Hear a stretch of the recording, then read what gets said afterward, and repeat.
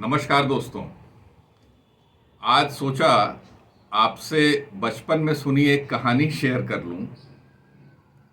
एक बार एक बिल्ली ने जाते हुए मुर्गे को देख करके कहा कि अरे मुर्गे भाई, आपकी आंख तो जैसे लग रही है, कुछ कानी जैसी लग रही है, तिरछा देख रहे हैं। उस हिंदी में उसको बाड़ा कहते हैं।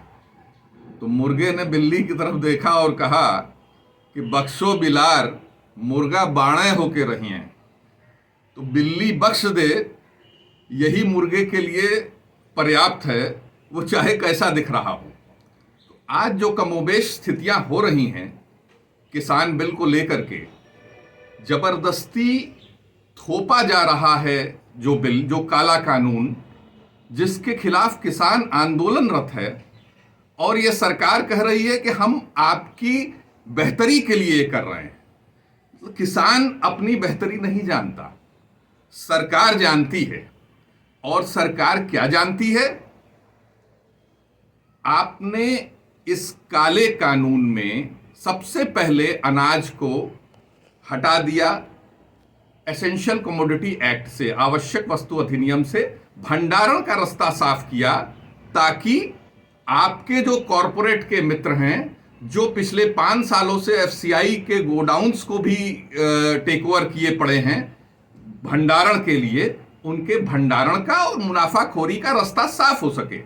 और कॉन्ट्रैक्ट फार्मिंग, और सबसे बड़ी बात, एमएसपी पर सरकार कह रही है कि लोगों में भ्रम फैलाया जा रहा है विपक्षी पार्टियों के द्वारा। अरे भाई, आप कौन सा भ्रम फैला रहे हो? एमएसपी आप कहते हो नहीं खत्म होगा। खत्म होने और न खत्म होने की बात नहीं है, क्योंकि वो इनइफेक्टिव हो जाएगा जब करार से कोई काम होगा, कॉन्ट्रैक्ट से कोई काम होगा, तो उसमें एमएसपी जब तक उस लेजिस्लेशन का पार्ट न हो, उस लॉ का पार्ट न हो, तो पार्ट कैसे होगा? आप इस बात को क्यों नहीं कहते कि हम उस कानून में ये लिखित रूप से लाएंगे कि कोई भी करार किसान के साथ एमएसपी से नीचे की प्राइस पर नहीं होगा। तो भ्रम फैला कौन रहा है? भ्रम आप फैला रहे हो।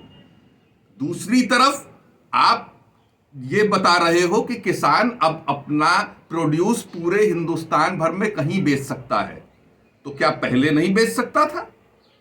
कौन सा भ्रम आप फैलाने की कोशिश कर रहे हो? पहले भी किसान हिंदुस्तान में जिसको चाहता था उसको बेच सकता था, लेकिन करार कर लेने के बाद वो मिनिमम कॉन्ट्रैक्ट पीरियड जो 3 साल का है, उससे पहले वो किसी और को नहीं बेच सकता।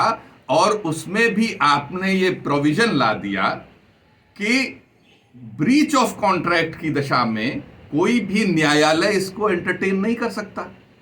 तो न्यायिक प्रक्रिया की संभावना ही आपने खत्म कर दी। ये किसके लिए?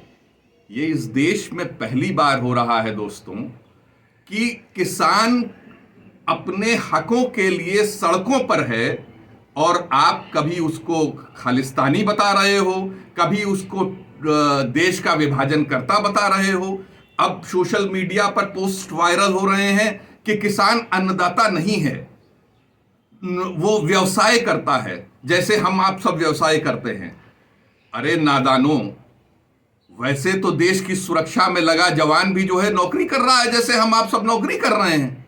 कल को आप उनको भी कहो कि वो हमारे सीमा के प्रहरी नहीं है, वो नौकरी कर रहे हैं, वो अन्नदाता नहीं है, वो व्यापार कर रहे हैं। ये आपकी मानसिकता का उजागर करता है, जो कि आज हमारा जो स्तर गिरा है सोचने समझने का, उसको इंगित कर रहा है। दोस्तों, हमें किसी की सूरत से नफरत नहीं है, हमें नफरत नहीं उनकी सूरत से, हमें नफरत है उनके अंदाज हुकूमत से।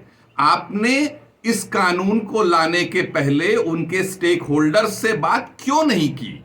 आपने किसानों को कॉन्फिडेंस में क्यों नहीं लिया? और इस तरह के कानून क्यों लेकर के आए जिससे किसानों के शोषण का नया रास्ता आपने खोला?